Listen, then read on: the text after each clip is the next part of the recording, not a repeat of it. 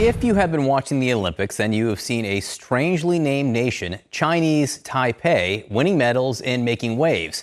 That's actually Taiwan, and the name gymnastics is to placate China, which is dangerous in more ways than one.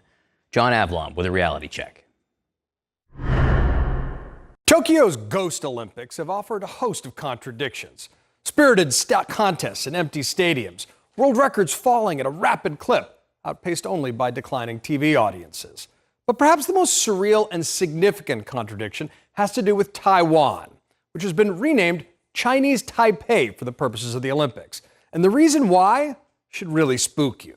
See, Chinese Taipei is a name that appears on no map. It's a legal fiction.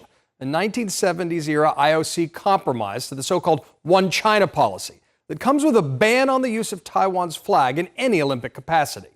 That means this island nation of 23 million, with their own democratically elected government, has been effectively erased. So these past few weeks, while Taiwan was on its way to the nation's best tally of Olympic medals ever, its real flag was not allowed to be shown in ceremonies or even on the Olympic Twitter account. Instead, this dummy flag was put in its place. Now, things got really heated when Taiwan bested China for the gold in men's badminton, which I honestly had no idea was an Olympic sport. But when Taiwanese players and citizens celebrated on social media, they were berated by online trolls from the Chinese mainland. One popular Taiwanese star, Di Su, found herself losing an estimated $1 million in sponsorship from companies like Unilever's Clear hair care brand because she had the temerity to joke on Instagram that she wanted to invite, quote, our national players over to her house. Now, that's real cancel culture.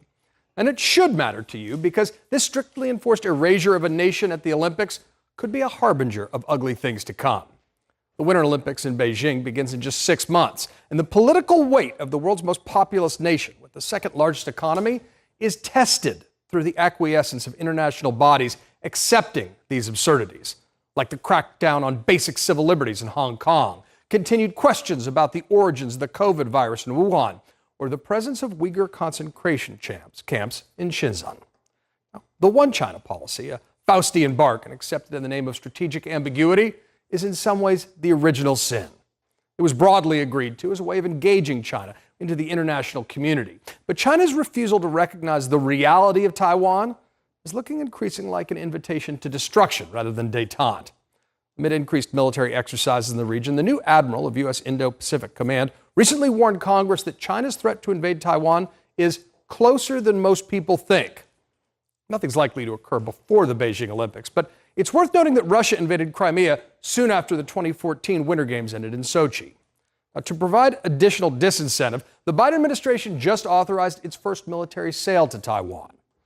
The core stated purpose of the Olympics, though, is to place sport at the service of the harmonious development of humankind, with a view towards promoting a peaceful society concerned with the preservation of human dignity.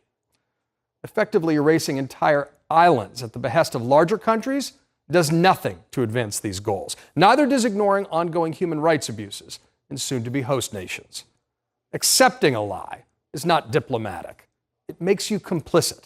And buying into this particular lie of Chinese Taipei could leave the international community impotent to forcefully object if or when there's violence in the South China Sea. And that's your reality check. 请订阅、按赞、分享 TVBS News 频道，要开启小铃铛哦。还有，下载 TVBS 新闻手机 App， 随时掌握国内外大事。